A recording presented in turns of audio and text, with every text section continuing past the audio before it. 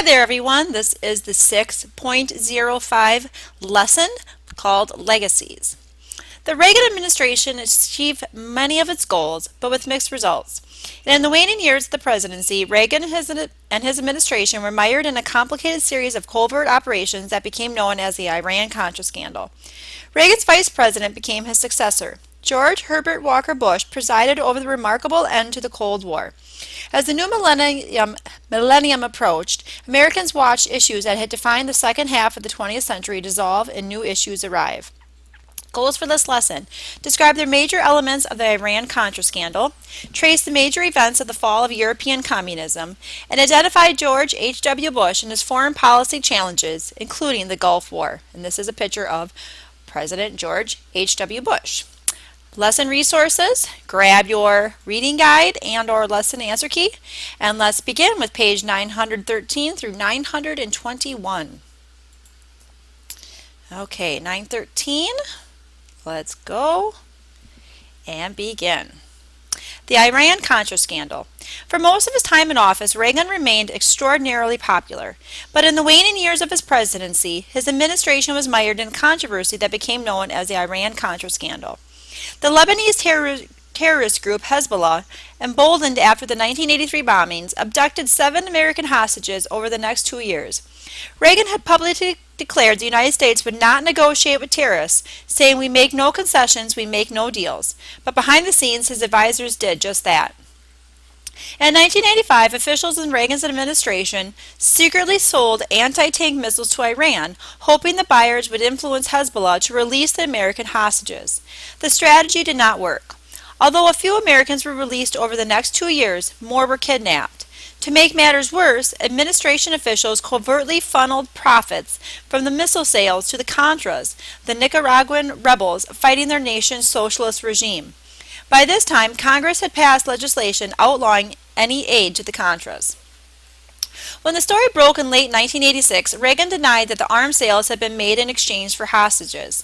"We did not, did not trade weapons or anything else for hostages, nor will we." In November 1986, he announced that one National Security Council official involved in the Contra payments, Lieutenant Oliver North, had been fired, and that another official, Admiral John Poindexter, head of the NSC, had resigned. In March of 1987, Reagan appeared on television and apologized for the scandal. Although he claimed the profits had gone to the Contras without my knowledge, he admitted that this happened on my watch. While he had approved the sale of arms to Iran, he insisted he had not traded arms for hostages. A few months ago, he said, "I told the American people I did not trade arms for hostages. My heart and best intentions still tell me that is true, but the facts and the evidence tell me it is not." North and Poindexter were convicted of crimes in connection with the scandal and cover-up, but their convictions were overturned on appeal. A bipartisan commission concluded that Reagan had no knowledge of the illegal funds to the Contras. However, the commission sharply criticized the president for his lack of oversight of his subordinates. Reagan's legacy. Reagan made several promises in his 1980 campaign to cut taxes, reduce government, and bolster America's defenses. In the end, he achieved most of his goals, but with mixed results. Once Reagan lowered taxes, it would become difficult for any future administration to raise them. Most legislators realized that even to suggest raising taxes would amount to political suicide. Reagan shifted American politics sharply to the right. For the next 2 decades, both parties would promote an agenda of deregulation, small government, and low taxes. Reagan's policy eventually gave every economic class more disposable income.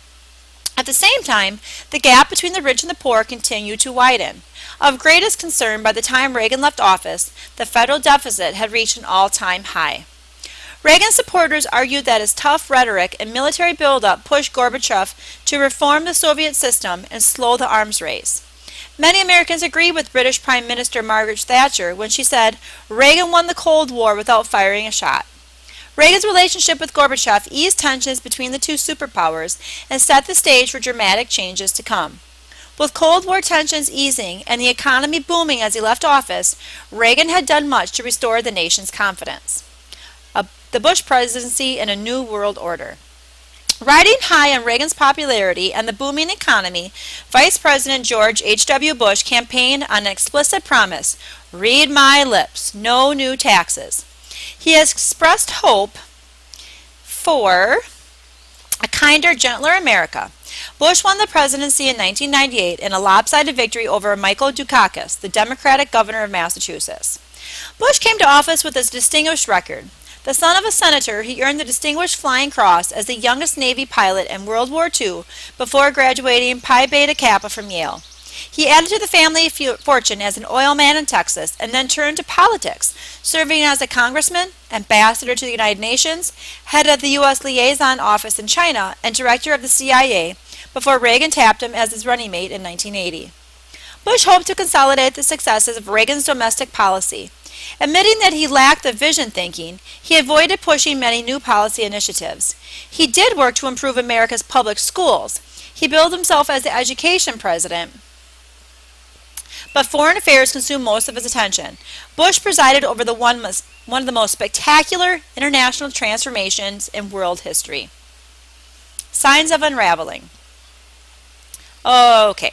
Changes began just as Bush was preparing to take office. In 1988, the Soviet military had begun to pull its forces out of Afghanistan. In December 1988, Gorbachev addressed the United Nations General Assembly and delivered a stunning announcement. The Soviet Union had decided to cut its troops in Eastern Europe by 500,000 men. This was undoubtedly a cost-cutting move, but Gorbachev went further.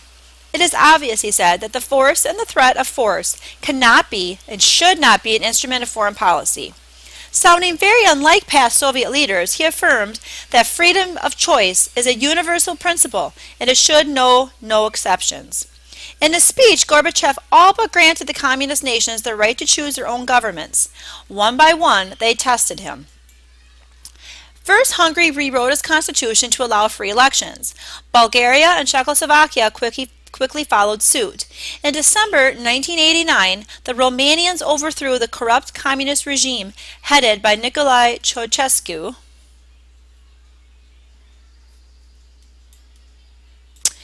The next year, Lech Wałęsa was elected president of a democratic Poland. For the most part, these revolutions succeeded with a minimum of bloodshed. At no point did Soviet troops intervene. To use force to control unwilling people, Gorbachev believed, would be itself an admission of defeat. It is possible to suppress, compel, bribe, break, or blast, he had written, but only for a certain period. From the point of view of long-term big-time politics, no one will be able to subordinate others. Let everyone make his own choice, and let us all respect that choice. And here is a map representation of the collapse of the Soviet Union. And we can see the red line is showing the Iron Curtain. And it says Berlin was located behind the Iron Curtain in East Germany. Communist East Germany built a wall in 1961 to keep its citizens from escaping to democratic West Berlin. The Berlin Wall was torn down in 1989 when communism collapsed. East and West Germany reunited in 1990. So you can just take a look at the map and study the different features and what was the former Soviet Union, former Yugoslavia, Czechoslovakia, so forth, and how they changed. The Berlin Wall falls. East Germans also yearned for freedom. In the fall of 1989, protesters in Leipzig began to challenge the once feared state police. To ease tensions, the East German government decided to relax travel restrictions to the West. When reporters asked if that meant travelers could pass between East and West Berlin, a confused official stammered that permanent exit can take place via all border crossings. Before almost anyone knew what was happening, word spread that the Berlin Wall was open, even though it was not. Throngs rushed to the wall, where overwhelmed border guards opened the gates. Thousands of East Germans walked through to the western side of the wall, many for the first time in their lives. In the midst of an ecstatic celebration, revelers began to chip away at the wall with picks, chisels, and hammers. Within days,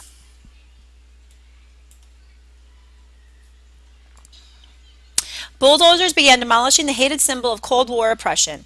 In 1990, East and West Germany reunited under democratic rule. And here's a picture of people breaking down the wall. The Soviet Union dissolves. The desire for independence spread even to regions within the USSR.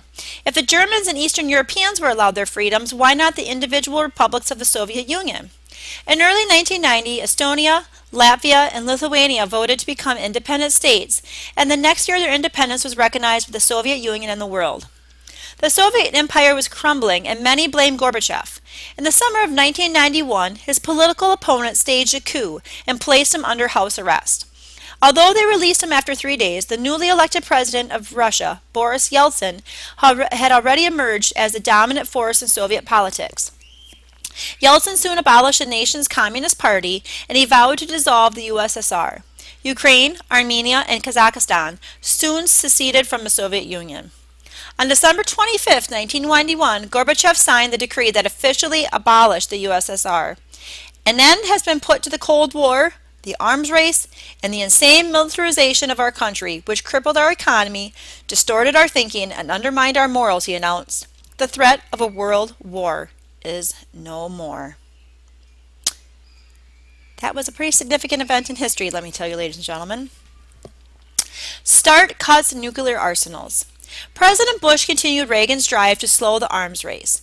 In July 1991, he and Gorbachev signed the Strategic Arms Reductions Treaty, START, which cut their nuclear arsenals by roughly 40%.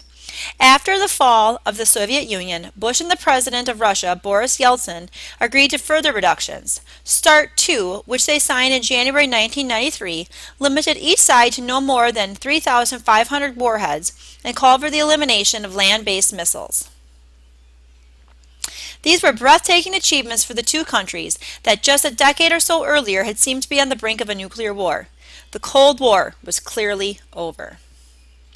American power in a changing world. The end of the Cold War did not necessarily make the world safer. Released from the pressure to side with one of the two superpowers, many smaller countries surged with newfound nationalism or shattered from ethnic conflict.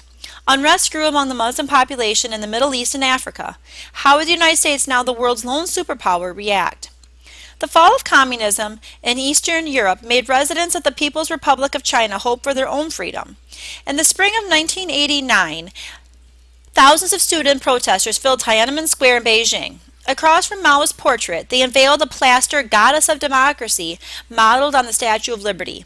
Others hoisted a banner that read, "In the Soviet Union, they have Gorbachev. In China, we have whom?" Unlike Gorbachev, Deng Xiaoping, China's leader, did not hesitate to use force. In June, he ordered army tanks to drive the students from the square. Many protesters were killed and thousands wounded. Americans were enraged.